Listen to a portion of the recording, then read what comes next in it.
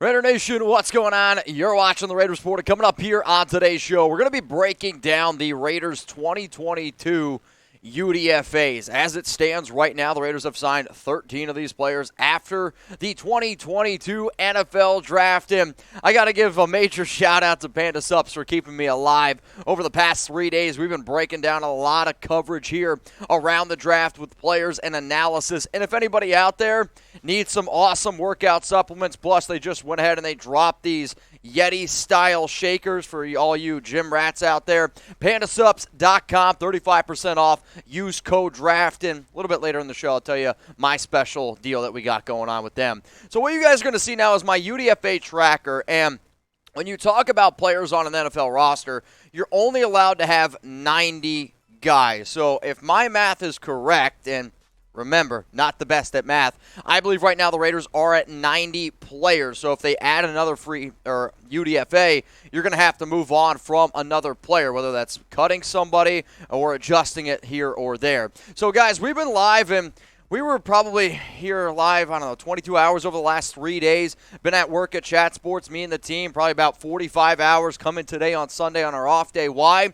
Because the Raiders Report, Chat Sports, has that commitment to excellence. And I know if you're a true Raider fan, you bleed silver and black. It's not just the team, it's a family atmosphere. So if you are a big-time Raider fan and you believe that you are committed to the silver and black, let me prove to you that we are as well here. We got that commitment to excellence. So hit that subscribe button and turn on those notifications. All right, y'all, the way that we're going to go through these 13 players is going to be in the order that they were signed. What you have right here is a big old, this guy is gigantic. Olaseni, and the offensive tackle from Utah. He's 6'8", 339 pounds. He's got an 88-inch wingspan.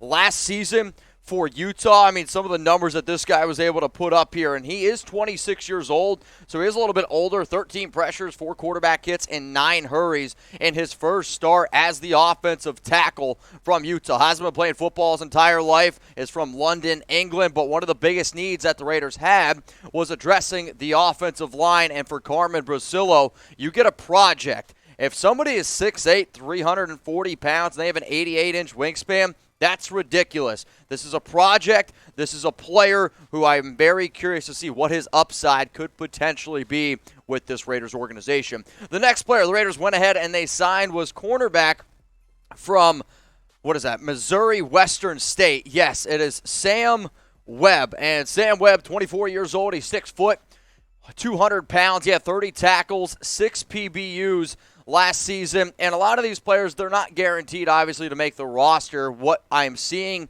from a lot of the UDFAs that the Raiders brought in, they're just trying to get some extra depth. I'm going to do my best here with this name. Edge rusher from Notre Dame, Myron Tagovailoa-Amosa, 6'2", 270 pounds, 25 tackles, 2 sacks, a forced fumble. He is from Hawaii, 24 years old, and able to be on the outside, probably a little bit bigger than some of the other edge rushers that I have seen in terms of lower body strength. And then the reason why I like this pick here, he does have playing experience, and I wanted the Raiders to go out and add another edge rusher because when you look at the draft class that they had, you had Dylan Parman, who you took in round 3, number 90, Zamir White, Neil Farrell Jr., Matthew Butler, so 2 big guys on the defensive interior. And what I saw, the Raiders went out and they're trying to win in the trenches, man. They got Thaler Munford, who I actually had as a top 150 prospect, somebody that I like. Britton Brown was a little bit peculiar to me, but you know what? Raiders are trying to win in the trenches. So out of the draft picks, and I'm only talking about the draft picks, so Parham, Munford, Neil Jr. is a Butler. Who was your favorite Raiders draft pick? If it's based on overall value, it's actually, I think, the best value pick that the Raiders got was Munford, the offensive tackle from Alabama. However, the prospect that I like the most for the Raiders is Neil Farrell Jr. Zamir White, though, also intrigues a lot of people out there. Let's keep it rolling here with the UDFAs. And the Raiders went ahead. They signed quarterback from California, Chase Garbers. Last season for the Golden Bears had 64.1% completion percentage, 2,531 yards, 16 touchdowns, and 8 interceptions. He's standing at 6'2", weighs about 215 pounds, 23 years old, and I'm not going to lie, I didn't know if the Raiders signed Chase Garbers or if they went out and they signed Sunshine. He's not a lefty. He is a righty, but here's your new quarterback. The fourth guy in the depth chart, going to be battling it out here with some of these other players like Garrett Gilbert to be that practice squad guy. Let's go to the next name here, and this is a hell of a name. It's a mouthful. That's what she said. Zack VanValkenburg, the edge rusher out of Iowa. And out of the two edge rushers that the Raiders did or signed in as a UDFA, I like VanValkenburg a little bit more. 6'4", 263 pounds. I thought he was going to end up getting drafted. I had a later round draft grade on him, but I am excited to see what he's going to be able to do. He's a good Big Ten style of player. He's always going to give you his effort. He's going to go out there and give you everything he's got on every single snap, but another player who's more than likely going to be competing for that final 53-man roster spot. Next name is a name that y'all probably know, because anytime we do these shows, I always get asked, all right, what do you think about this USC player? He was a captain last season for the Trojans, Isaiah Pola-Mao. And then when you look at some of his numbers, 57 tackles, 1 PBU, 1 forced fumble, 6'3", 212 pounds. Doesn't really offer too much, I'll say, coverage ability. I think he's more of a big hitter than anything else. But you do find another player who, again, I actually had as a round 7, round 6 prospect. If you guys are trying to get into better shape, I'm telling you what, man, Panda Sups, they saved me. And if you're looking for my stack, and my stack is the products that I believe that I use the most, and I hand created one for Raider Nation. So you can get the cuts, the BCAs, the greens, the burn, and a shaker at the link that you see below, chatsports.com/draftstack. Use code Mitch. You're going to save $139. So if you were to just put all these things into your, what is it called, the checkout bin? What's the word? A cart. That's the word. The cart, it would be $238. But if you use code Mitch, it's only going to be $99. So if you don't want to go to that link that's going to be in the comments and in the description, you can also get out your phone. Maybe you're watching on your TV. Maybe you're watching on your computer. Whip out your phone right now. Scan this QR code. It's going to take you to that draft stack. Use code Mitch. Save $139. Let's go to the next player here, and this is actually one of the UDFAs that I'm more excited about. It's Darien Butler, the linebacker from Arizona State. He had 68 tackles last season for the Sun Devils, 8.5 tackles for loss, 2 sacks, standing in at 5'10", weighing in at 220 pounds, only 22 years old. Another player that I had at least a draft grade on. I probably would have thought he was going to go in the later 200s as well, but considering the fact that one of the biggest needs for the Raiders, and they only brought in one linebacker on a pre-draft visit, tells me that they understand that they have a need at linebacker, but Butler's going to be an interior guy where some of those other edge rushers, they could be outside linebackers with Kyler Fackrell. Let's go to Cole Fotheringham, the tight end out of Utah, 6'4", 246 pounds. He's a blocker, and that's all he is. And not only do I think he looks like a tight end that the Raiders used to have, whose name has escaped me. Either way, he's more of a blocker. He had 15 catches, 128 yards, and I can literally picture the old Raiders tight end. He was like 2 or 3 years ago he was on the team. It doesn't matter. He's a little bit of an older guy, blocking tight end, which is what the Raiders want to be able to go out and do here when you're finding some of these extra players. The next guy coming in is a safety from Louisville, and it's Qwynnterrio Cole. And Qwynnterrio Cole is an intriguing prospect to me. I still like the safety from USC a little bit more. This guy's a little bit more, though, of a ball hawk. 6 pass breakups last season, 1 INT, 87 tackles. What I see the Raiders really trying to do with some of these guys is mix and match, figuring out, okay, if we just get as many pieces as we can. Also, a common word when you look up at a lot of these players is coaches speak highly of them, and versatility, which shouldn't surprise you because that's one thing Josh McDaniels and Dave Ziegler said that they were looking for. If you guys haven't seen my draft grades yet, I understand it's been a hectic past 3 days. Please go ahead and check out the video. It's another reason to subscribe. We keep you guys up to date with everything you need to know, but I break down in depth every single pick of the Raiders 2022 draft class, give grades on each guy, and then go ahead and rate it overall from top to bottom. The link's below. If you are subscribed, send it to a friend. Let's go to Bryce Cosby here, another safety out of Ball State. Raiders brought in tons and tons of nickelbacks, corners, and they try to find players that they believe could play in the secondary. When I look at Bryce Cosby, I look at a very undersized player. I see him more as a nickel than I do a safety in the National Football League. He's not quite 5'10", almost there, 188 pounds out of Louisville, Kentucky. He had 108 tackles last season, 2 PBUs, 2 interceptions, more versatility. I get that he played safety in college.